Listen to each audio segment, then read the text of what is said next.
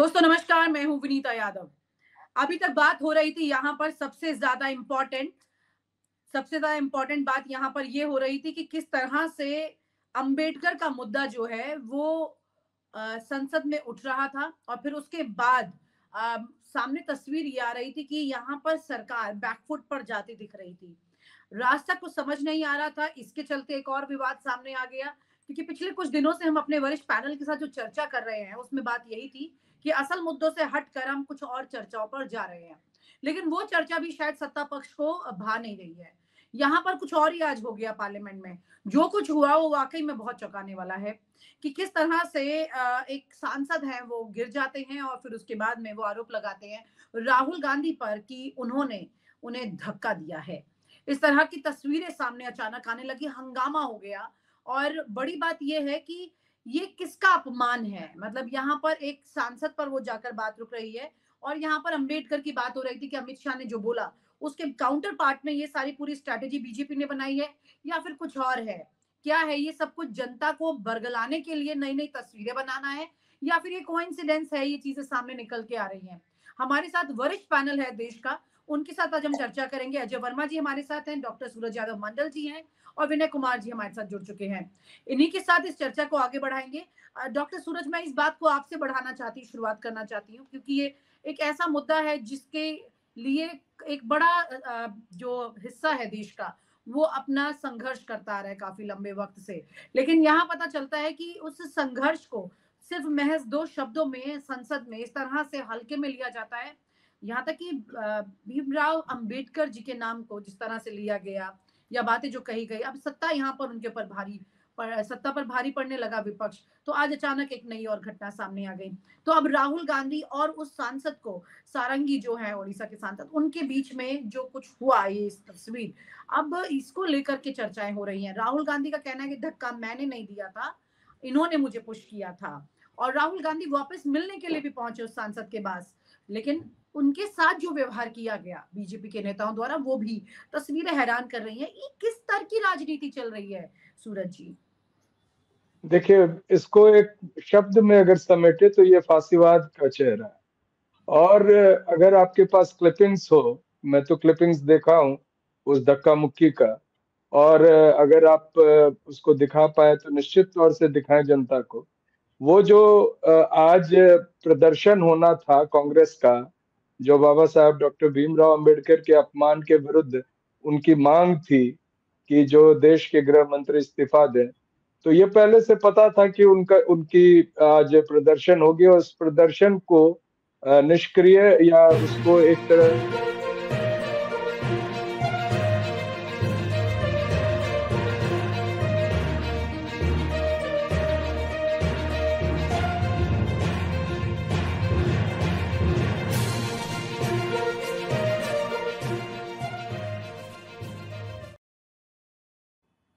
नहीं, मैं जो विजुअल की बात कर रहा था वो इससे पहले का विजुअल है। वो जो विजुअल है की तस्वीर है जो, हाँ, उसमें देखिए जो दिख रही है वो ये दिख रही है कि जो कांग्रेस पार्टी के तमाम नेता हैं जो प्रदर्शन कर रहे थे, उसमें प्रियंका जी के साथ साथ अनेक जितनी महिला सांसद है वो एक कतार में सबसे आगे खड़ी है और खरगे साहब भी पीछे खड़े हैं।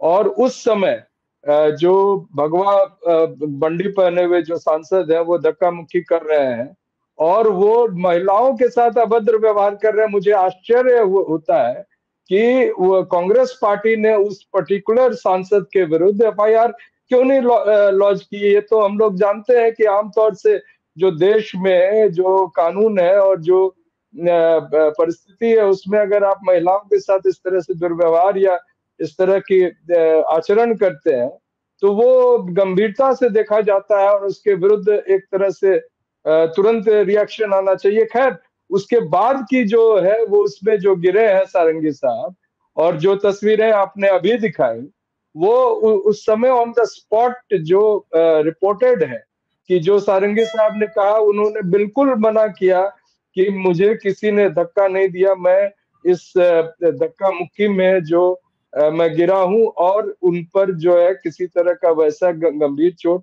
न दिखा। और हालांकि उन्हें आईसीयू में भर्ती किया गया, लेकिन जो शुरुआती दौर की विजुअल्स थी उसमें ये नहीं दिखा।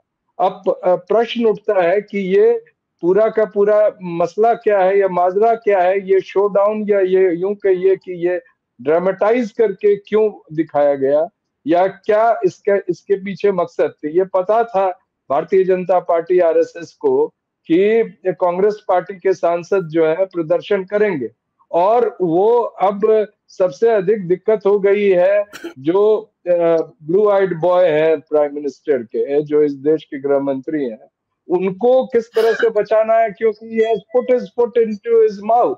जो उन्होंने कहा उसको किसी भी प्रकार से उसका एक तरह से उसको जब तक वो माफी नहीं मांगते हैं वो इस तरह से नहीं देखा जा सकता कि एक अनायास निकला हुआ एक टिप्पणी है। ये सोची समझी टिप्पणी थी।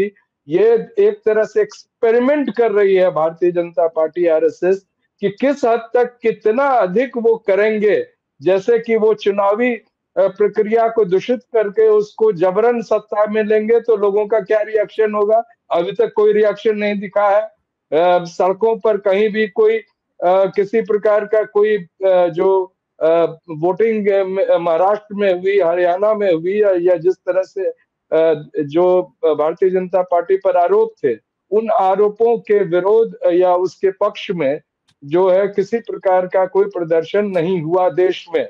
ये बहुत गंभीर बात थी। और अब जो इन्होंने एक अपमानजनक टिप्पणी की गृह मंत्री ने, हमारे जो संविधान के निर्माता और इस देश के हृदय में बसे हुए जो नाम है डॉक्टर भीमराव अंबेडकर, तो उसका रिएक्शन शुरू हो चुका है। ये विपक्षी पार्टियां जो है चाहे न चाहे, उनका कुवत हो कि नहीं हो, कुछ पार्टियां ऐसी हैं जो बाबा साहब के नाम पर खड़ी है आज, और उनके नेता बेशर्मी के साथ, और मैं मानता हूं कि दिस इज हाईली कंडेमनेबल कि उन्होंने एक तरह से भारतीय जनता पार्टी को सपोर्ट किया है इस पूरे मुद्दे पर।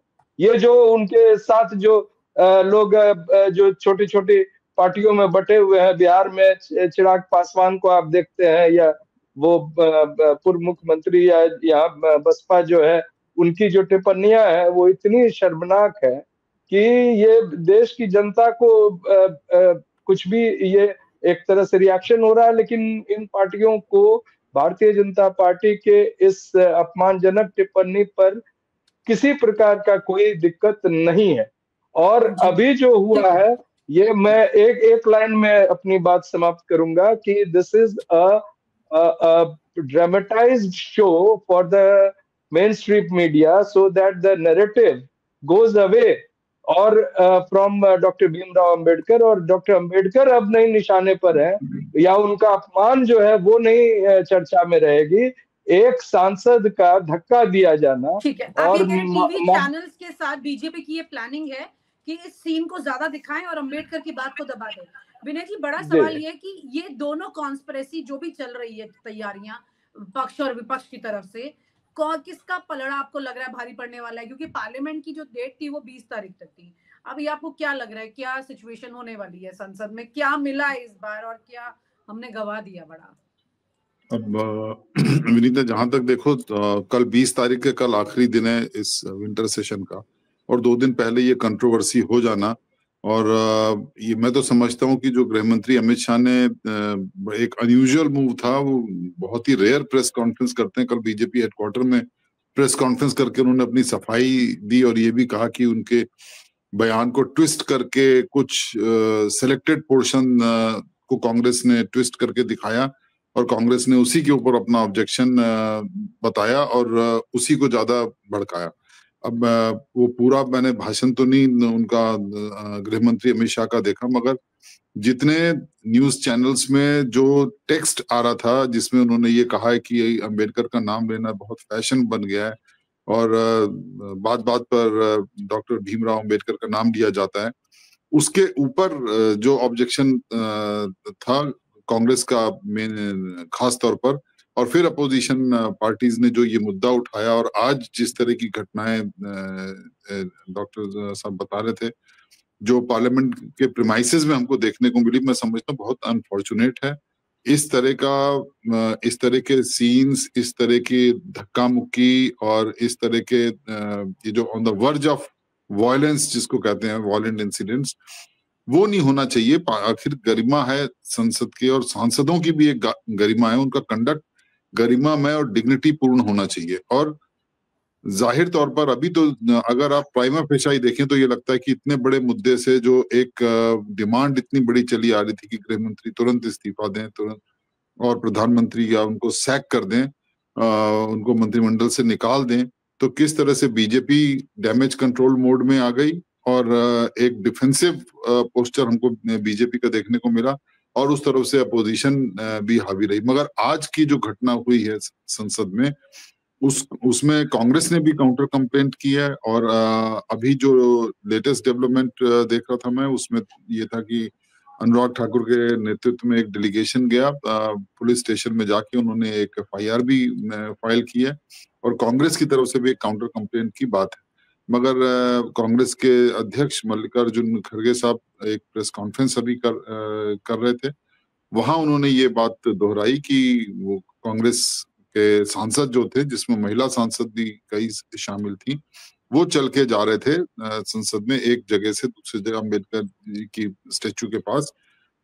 उस दौरान वहां पर बीजेपी के सांसद बैठे हुए थे और उनके रास्ता को रोकने का प्रयास किया गया। और जब ये लोग कुछ मिनट बाकी थे, इन्होंने खड़गे साहब कह रहे थे और अंदर जाना चाहते थे पार्लियामेंट हाउस के, तो वो उसमें व्यवधान पड़ा और वहां पर कुछ ये जो धक्का मुक्की की बात है वो बात उठती है। अब खैर इसमें injury, counter injury, complaint, counter complaint, वो नैरेटिव तो चलेगा, मगर बेसिकली एक दो दिन के लिए जो मेन मुद्दा था, जो जिसमें अमित शाह के, गृह मंत्री अमित शाह के इस्तीफे की मांग की जा रही थी, वहां से ध्यान अब भटक कर ये नैरेटिव दूसरा हो गया।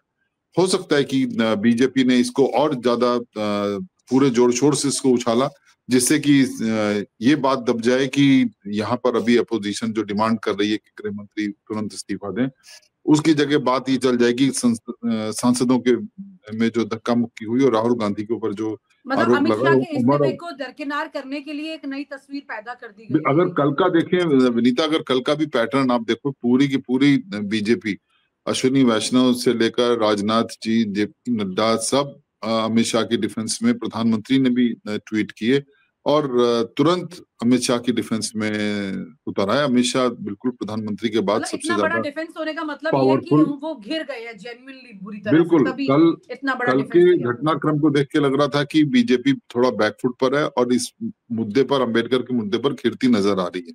मगर जिस तरह से डॉक्टर साहब ने बताया कि जो कई ऐसे दल है जो बाबा साहब के नाम पर जिनका अस्तित्व है, उनकी तरफ से कोई शार्प रिएक्शन ना आना, उनकी तरफ से कोई इस तरह का प्रतिक्रिया ना आना, वो भी अपने आप में थोड़ा सा एक अचंभित करने वाला मैं समझता हूँ एक मूव है। अजय जी, ये बहुत बड़ी बात है कि उधर से तो मूव नहीं आया, वहीं दूसरी तरफ कांग्रेस को हिंसक बता रहे हैं। तो अक्सर बीजेपी इन आरोपों से गिरती आई है कि वो किस तरह से हिंदू मुसलमान करके हिंसक घटनाएं जो होती हैं अंत में जाके होती हैं। फिर पता लग रहा है कि संसद में वो बता रहे कि ये हिंसक गतिविधि जो है वो कांग्रेस ने की, और कांग्रेस ये बताने की कोशिश कर रही है अपने ट्विटर के माध्यम से कि हिंसक कौन है और अहिंसक कौन है। वो पूरी तस्वीरें सामने पेश की जा रही हैं। तो अब ये एक दलील देश के सामने जा रही है कि भैया इस पार्टी के अंदर शरीफ है और इस पार्टी में गुंडे हैं। तो ये टीवी चैनल अभी से साबित करेंगे, टीवी चैनल पे सब लोग बैठ के भी बताएंगे कि कौन गुंडा है और कौन शरीफ है। दरअसल यही है पूरी कहानी। तो अगर हम इतिहास देखें और तमाम तस्वीरों को देखें तो कैसे इसको जस्टिफाई किया जा सकता है इस लाइन को कि कौन क्या है। जी विनीता जी, मैं आपसे एक चीज जानना चाहूंगा कि हम यहाँ पर जिस इशू पे डिबेट कर रहे हैं, इस तरह से मीडिया, दूसरे चैनल्स भी, पार्लियामेंट के अंदर क्या हुआ, अमित शाह जी ने क्या कहा अंबेडकर बाबा साहब पे, अपोजिशन ने किस तरह से रिएक्ट किया, कैसे कौन गिरा, किसको चोट लगी, यही पे हम डिस्कस कर रहे हैं। आप चले जाएं शीतकालीन सत्र के शुरुआत से, सबसे बड़ा मुद्दा क्या था? अडानी। आज गौन हो गया ना। पहले भारतीय जनता पार्टी ने कोशिश की जॉर्ज सोरोस को उठाकर इसको दबाने की। दूसरा मुद्दा क्या था? बांग्लादेश हमारे बगल में, जहां अडानी का पावर सप्लाई है, अडानी का है, हमने वहां खुलकर कुछ नहीं कहा, जबकि वहां पर हिंदुओं पे अत्याचार हो रहा है, मंदिरें तोड़ी गई, हिंदुओं को मारा गया, पटका गया, चोट, एट्रोसिटीज। यही भारतीय जनता पार्टी जो देश में हिंदुओं की बात करती है, क्यों नहीं उस पे शार्प रिएक्शंस आया? क्योंकि कहीं ना कहीं कॉर्पोरेट का खेल था ना। अब सवाल उठता है कि इस पूरे शीतकालीन सत्र में उनको बोलने के लिए जगह नहीं मिल रहा था अपने बचाव में। कहीं ना कहीं कुछ नया तो खेलना था। राहुल जी ने नया मुद्दा उठा दिया, मनुस्मृति और संविधान बदलाव, वन नेशन वन इलेक्शन पे। भारतीय जनता पार्टी ने उस पे भी कोशिश करी खेलने की, आम जनता साथ नहीं आया। कहीं ना कहीं तो खेलना है। पूरे सत्र की जो चीज है, जो विकास के लिए होना चाहिए था, सत्र क्यों बैठता है? यही सांसद क्यों चुने जाते हैं? हम क्यों चुनते हैं इनको? अपने विकास के लिए ना। और वहां जाकर बिना मतलब के इश्यूज पे पूरे सत्र को चलने नहीं देते हैं। थोड़ी मुझे याद है कि 1-2 दिन पहले जब सूरज जी भी हमारे साथ थे, उन्होंने कहा था ना, यही विपक्ष है जो सिर्फ संसद में ही चिल्लाता है, सड़क पे क्यों नहीं आता विकास के मुद्दे पे। अमित शाह जी, देखिए ये बड़ा प्लान्ड वे में हुआ होगा, मुझे जो लगता है बड़ा प्लान्ड वे में हुआ होगा कि मैं ऐसा कुछ रेफरेंस दूंगा, विपक्ष हंगामा करेगा, प्रोटेस्ट करेगा, और विपक्ष फंस गया। विपक्ष के पास भी कोई मुद्दे नहीं थे सड़क पे जाने के लिए, क्योंकि जात और धन पे ही तो इस देश की राजनीति होती है। और बाबा साहब के नाम पे आप खेल जाओ। उन्होंने भी खेला, आपने भी खेला, कहीं ना कहीं राजनीति में आप भी फंस गए उस मुद्दे पे और उस पूरे चक्रव्यूह में जो अमित शाह जी और भारतीय जनता पार्टी ने रचा था। आप फंस गए। अब ये चलेगा 2-3 महीने, सत्र तो कल खत्म हो रहा है। चुनाव आने वाला है वेस्ट बंगाल में, बिहार में, असम में, वहां यही मुद्दे बिकेंगे। किसके पक्ष में जाएगा? नहीं पक्ष, मुद्दे थे ही नहीं, विकास है ही नहीं। हम विकास पे बात नहीं करते, सड़क पे हम उतरते नहीं, आंदोलित होते हैं किस मुद्दों पे? बाबा साहब के मुद्दे पे, भारतीय जनता पार्टी सावरकर के मुद्दे पे। यही होता है ना। आज सावरकर के बारे में पार्लियामेंट में कोई कह दे, भारतीय जनता पार्टी सड़क पे उतर जाएगा, विकास पे नहीं उतरता।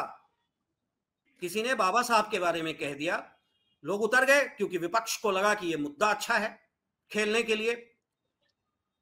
मेरा कहना है कि मुद्दे ये देते रहेंगे और हम डिबेट करते रहेंगे, और आम जनता इस पे सोशल मीडिया पे रिएक्शंस देती रहेगी, और हम इसी तरीके से विपक्ष या सत्ता में बढ़ते रहेंगे। मेरा मानना है कि इन मुद्दों को अगर हम नोटिस ना लेते, अमित शाह ने जो कहा वो कहा, पार्लियामेंट के अंदर हम उससे लड़ लेते, पार्लियामेंट के बाहर हमें अगर करना ही था तो हम विकास की बात करते ना। जो बाबा साहब ने इस देश को दिया है उसको हम भूल जाते हैं। बाबा साहब ने संविधान दिया है, बाबा साहब ने रूल्स, रेगुलेशंस और गाइडलाइंस दिए हैं। बाबा साहब अंबेडकर पे अगर हम खड़े होते हैं और इस तरह का आंदोलन करते हैं, जहां आंदोलित होकर, दोनों पक्ष की बात मैं कर रहा हूं, सत्ता हो या विपक्ष हो, हम उन्हीं के उसूलों के खिलाफ जा रहे हैं, उन्हीं के मोरल्स के खिलाफ जा रहे हैं। मेरा ये मानना है। और ये देते रहेंगे मुद्दे, और हम लड़ते रहेंगे, हम डिस्कस करते रहेंगे। ये कोई मुद्दा नहीं है, आज की तारीख में कोई मुद्दा नहीं है। उन्होंने हमें दिया है मुद्दा, विपक्ष को खड़े होने के लिए, लड़ने के लिए। और सत्ता, अब चेक कर ले इंटरनली, अंदर खाने में ये मजा ले रहे होंगे कि हमने तो एक इशू दे दिया विपक्ष को। This is what they have been doing since 2014, if I am wrong, Suraj ji. कुल मिलाकर के अमित शाह जो है वो अंबेडकर पर बोलकर बुरी तरह फंस गए हैं। अब उनको बचाने के लिए उनके तमाम नेता भी कूद पड़ रहे हैं, और उसके अलावा उनकी पार्टी की भी एक स्ट्रैटेजी ऐसी बन गई है जो आज पूरा यू टर्न लेने की कोशिश कर रही है संसद में सारी परिस्थितियों में। ये अपने आप में बड़ी अजीब सी बात है कि एक नेता को बचाने के लिए इतनी बात है, लेकिन देश को बचाने के तमाम मुद्दे कहीं पर किनारे रखे हुए हैं। ये सबसे ज्यादा चिंता की बात है। बहुत बहुत शुक्रिया आपका, आपके व्यूज को हमारे साथ शेयर करने के लिए। Thank you so much. और आप हमसे जुड़े रहने के लिए सब्सक्राइब करें YouTube पर, फॉलो करें ट्विटर पर और लाइक करें Facebook पर। और ज्यादा जानकारी के लिए आपको टाइप करना होगा सिर्फ न्यूज नशा।